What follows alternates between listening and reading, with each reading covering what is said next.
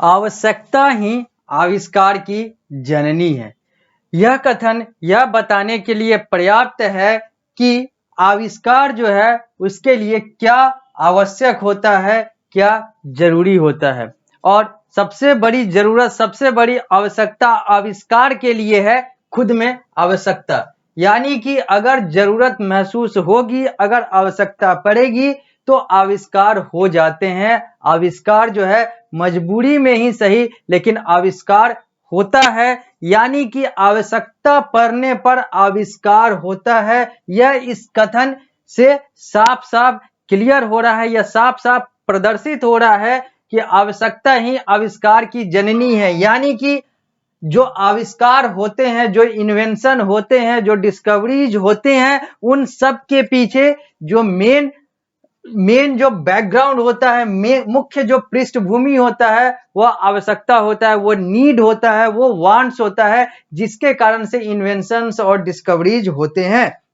यानी कि आवश्यकता पड़ती है तो आविष्कार होता है। आवश्यकता जो है आविष्कार की जननी है। आवश्यकता जो है वो आविष्कार का आधार है, क्योंकि जितने भी आविष्कार हुए हैं वो सब कहीं ना कहीं आवश्यकता के अनुसार ही हुए हैं, या फिर आवश्यकता के अनुसार ही होते हैं। कुछ ऐसे भी आविष्कार हुए हैं और होते रहेंगे जो बगैर आवश्यकता के अचानक भी हो जाते हैं, लेकिन अधिकांश आविष्कार आवश्यकता के आधार पर होते हैं। क्योंकि जब व्यक्ति को जरूरत पड़ती है तो व्यक्ति जो है उस नए चीज का आविष्कार करता है, इन्वेंशन करता है, डिस्कवरी करता है। और ये सारी बातें मैं आप लोगों को इसलिए बता रहा हूं, इस कथन को इसलिए आप लोगों को समझा रहा हूं, क्योंकि अब मैं जो एक नए अध्याय की शुरुआत करने जा रहा हूं उसका आधार आविष्कार ही है। इस आविष्कार के बारे में ही और इसी के इर्द गिर्द यह पूरा अध्याय होगा। यह अध्याय आप लोगों को आपकी कक्षा 5 में पढ़ने हैं, जहां पर आप लोगों को देखना है वो सारे इन्वेंशंस, वो सारी जो आविष्कार हुए, जो अलग अलग काल में अलग अलग वैज्ञानिकों के द्वारा हुआ, जो हमारे जीवन में एक महत्वपूर्ण योगदान देता है, या फिर कहें तो हमारे जीवन में उसका एक महत्वपूर्ण स्थान बन गया। उन सारे चीजों की बात हम लोग करेंगे इस अध्याय में। और इस अध्याय का नाम है matchless invention that changed our life. वो अतुलनीय आविष्कार जिसने हमारे जीवन को बदल दिया, उन सारे आविष्कारों की बात हम लोग इस अध्याय में करेंगे। और यह अध्याय संख्या 4 है, जो आप लोगों को आपके सामाजिक विज्ञान वाले विषय में पढ़ना है। और यह जो सामाजिक विज्ञान वाला विषय है, यह आप लोगों के कक्षा 5 का एक विषय है। बहुत सारे विषयों में से एक विषय सामाजिक विज्ञान है, और सामाजिक विज्ञान का अध्याय संख्या 4 जो है वो matchless inventions that changed our lives, यानी कि वो अतुलनीय आविष्कार जिसने हमारे जीवन को प्रभावित किया या फिर हमारे जीवन में बदलाव लाया, उन सारे चीजों की बात हम लोग करेंगे। और ये सारी पढ़ाई आप लोगों की public school board of India यानी कि पीएसबीआई के पाठ्यक्रम सिलेबस के अनुसार और पारस प्रकाशन पुस्तक के अनुसार हो रहा है। यह जो सामने आप लोग स्मार्ट बोर्ड के माध्यम से देख रहे हैं, यह पारस प्रकाशन पुस्तक यानी आप लोगों के सामाजिक विज्ञान विषय वाले पारस प्रकाशन पुस्तक का पृष्ठ संख्या 23 है। यह आप अपने पुस्तक में भी देख सकते हैं। अब हम लोग इस अध्याय को औपचारिक रूप से शुरू करते हैं और बात करते हैं हर वो चीज, हर वो बात जो आप लोगों को पढ़नी है, आप लोग के अपने पाठ्यक्रम और पुस्तक के अनुसार। यानी कि अब हम लोग बात करेंगे matchless inventions that changed our lives according to PSBI syllabus and Paras Prakashan, Paras publication book. यानी कि अब हम लोग शुरू करते हैं इस अध्याय को औपचारिक रूप से। लिखा हुआ है, यहां पर लिखा हुआ है पेपर के बारे में। सबसे पहले हम लोग बात करेंगे पेपर के बारे में, यानी कि उस पन्ने, उस पत्र की बात करेंगे जिसका आविष्कार कभी ना कभी तो हुआ होगा, जिसके आधार पर आज हम लोग का बुक छपता है, आज हम लोग की किताबें छपती है, आज हम लोग का पुस्तक छपता है, तो आज हम लोग समाचार पत्र पढ़ते हैं, तो आज हम लोग चिट्ठी भेजते हैं, तो आज हम लोग परीक्षा देते हैं लिखकर, तो उसी पत्र पर देते हैं। तो आखिर इस पत्र का आविष्कार कैसे हुआ, कब हुआ, अब इसकी बात हम लोग सबसे पहले करेंगे। तो सबसे पहले आते हैं मैचलेस इन्वेंशन में, सबसे पहले पेपर के इन्वेंशन की बात करते हैं। यह एक अतुलनीय आविष्कार के बारे में हम लोग देखते हैं। पेपर यानी कि पत्र, लिखा हुआ है, Did you know that in ancient time people wrote on wood, stone, ceramics, cloth, bark, metal, silk, bamboo and tree leaves? क्या आपको पता है कि पुराने समय में, पौराणिक काल में, जब यह पत्र वगैरह नहीं हुआ करता था, तो जो इंसान है वो लकड़ी पर, पत्थर पर, कपड़े पर, पत्तों पर, इन सारे चीजों पर और भी ऐसे बहुत सारी चीजों पर वो लिखा करते थे ताकि वो अपने सूचना का आदान प्रदान कर सके। The first people to invent paper were the Chinese. जो पहले व्यक्ति जिन्होंने पत्र का आविष्कार किया, पेपर का आविष्कार किया, वो चाइना वाले थे। यानी कि चाइनीज के द्वारा, चाइना वालों के द्वारा सबसे पहले पेपर का आविष्कार हुआ। पेपर का आविष्कार जब तक नहीं हुआ था तब तक लोग कपड़े पर लिखा करते थे, लकड़ी पर लिखा करते थे, पत्थर पर लिखा करते थे, और भी अलग अलग बांस पर लिखा करते थे, और भी बहुत अलग अलग चीजों पर लिखा करते थे। और सबसे पहले पेपर की शुरुआत, या फिर कहे तो पेपर का आविष्कार जो है चाइना वालों के द्वारा किया गया, चाइनीज के द्वारा किया गया। इन AD 105 a Chinese court official by the name of Sai Lun invented paper. AD 105 यानी कि 105 ईस्वी की बात करें तो चाइनीज कोर्ट ऑफिशियल यानी कि एक चाइना के एक न्यायालय का एक अधिकारी था जिसका नाम साई लुन था। उसको कहा जाता है कि उसी ने पेपर का आविष्कार किया। यानी कि पेपर का आविष्कारक, पत्र का आविष्कारक जो है वो चाइनीज साई लुन है, जो चाइनीज कोर्ट ऑफिशियल था। और इसने AD 105 में इस पेपर का आविष्कार किया। यानी कि इसके द्वारा पेपर का आविष्कार AD 105 में किया गया, 105 ईस्वी में किया गया।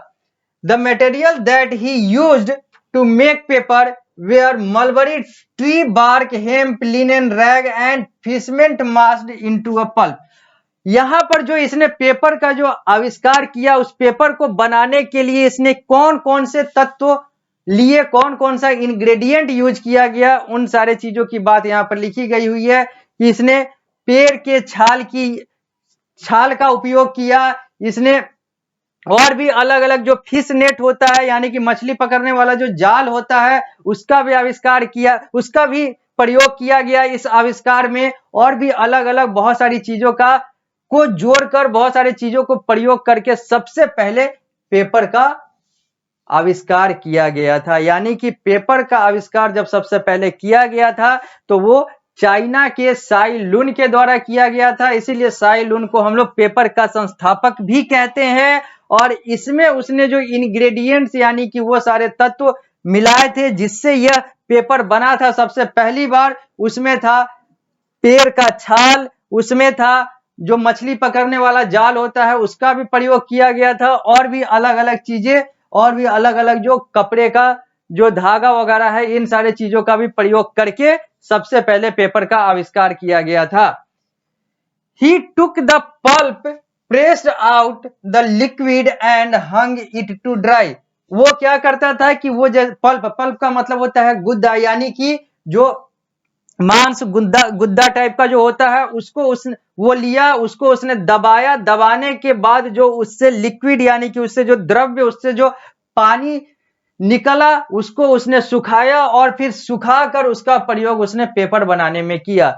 यानी कि सबसे पहले उसने पल्प यानी कि गुद्दा लिया पेड़ का, उसके बाद उसने क्या किया, उसको दबाया, दबाने के बाद जो द्रव्य, अंग्रेजी में कहें तो लिक्विड या फिर पानी कह लें, ये निकला और फिर इसको सुखाकर आगे पेपर बनाने की प्रक्रिया की गई साई लुन के द्वारा, चाइनीज साई लुन के द्वारा। यह जो चित्र है इसमें यह दिखाया जा रहा है कि कैसे पेपर बनता है, कैसे पेपर का आविष्कार होता है, कैसे पेपर छापे जाते हैं, कैसे पेपर बनता है। यानी कि पेपर मेकिंग का ये प्रक्रिया है जो इस चित्र के माध्यम से आप लोग देख सकते हैं। यह चित्र आप लोगों के पुस्तक में भी दिखेगा, पृष्ठ संख्या 23 पर। आगे साई लुन के बारे में लिखा हुआ है, पेपर के संस्थापक साई लुन के बारे में लिखा हुआ है, he presented the first paper two emperor हान हो ताई। इसने सबसे पहले जो पेपर जो बनाया था इस साई लुन ने, उसने सबसे पहले इसको प्रस्तुत किया। सबसे पहले इसको कहां पर प्रस्तुत किया? तो वो इम्पेरर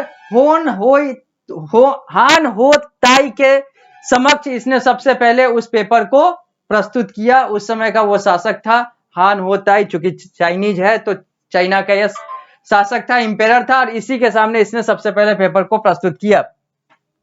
एज टाइम पास, जैसे जैसे समय बीतता गया, a variety of paper emerged, बहुत सारे तरह के पत्र जो है वो उत्पन्न होते गए, अलग अलग तरह से पत्र बनता चला गया।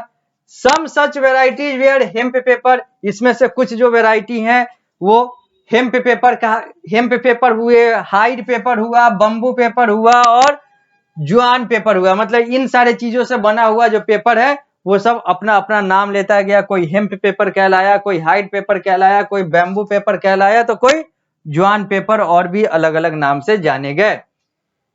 These were used in Chinese painting and calligraphy, और यह सारा जो पत्र है, यह सारा जो पेपर है, ये चाइनीज पेंटिंग यानी कि चाइना में जो चित्रकारी वगैरह होता था उसमें, और कैलीग्राफी यानी कि हैंड राइटिंग, इन सारे चीजों में इसका प्रयोग किया गया। Around AD 610 Buddhist monk gradually spread the art of paper making to Japan. 610 ईस्वी के आसपास की बात करें तो उस समय जो बुद्धिस्ट मॉन्क यानी कि जो बौद्ध धर्म के जो अनुयायी थे, जो बौद्ध धर्म के जो पुजारी वगैरह थे, वो सब क्या करते थे? तो वो सब ने पेपर मेकिंग को आगे बढ़ाया, या फिर कहें तो बुद्धिस्ट मॉन्क के द्वारा पेपर मेकिंग को आगे बढ़ाया गया, और ये लोग इस चीज को जापान यानी कि एक दूसरे देश में ले गए, और फिर वहां पर इन लोगों ने पेपर मेकिंग किया। यानी कि बुद्धिस्ट मॉन्क ने पेपर मेकिंग के कार्य को आगे बढ़ाया, और इनका आर्ट जो है वो फैलता गया। ये जापान और अलग अलग जो बुद्धिस्ट देश थे, बौद्ध देश थे, वहां तक इन्होंने इस कला को फैलाया, इस कला को आगे बढ़ाया। Paper making become an essential part of the Japanese culture, और यह इतना ज्यादा फेमस हो गया, इतना ज्यादा प्रसिद्ध हो गया, पेपर बनाने की कला या फिर पेपर बनाने का जो व्यापार था, यह इतना ज्यादा प्रसिद्ध हो गया कि यह जापान का कल्चर बन गया, यानी कि जापान का एक सभ्यता, रीति रिवाज बन गया। और भी हम लोग बहुत सारी बातें करेंगे इस पेपर मेकिंग में, और भी अलग अलग मैचलेस इन्वेंशन की बात करेंगे, बहुत सारी बातें करनी है। अभी तो हम लोग बस पेपर से शुरू किए हैं, अभी आगे और भी बहुत सारी चीजें देखेंगे। अभी पेपर को भी देखना और बाकी है, लेकिन अब बाकी सारी चीजें और बाकी सारी बातें अगली कक्षा में। इस कक्षा को हम लोग यहीं पर विराम देते हैं, मिलते हैं अगली कक्षा में, तो इस अध्याय को यहीं से आगे बढ़ाएंगे।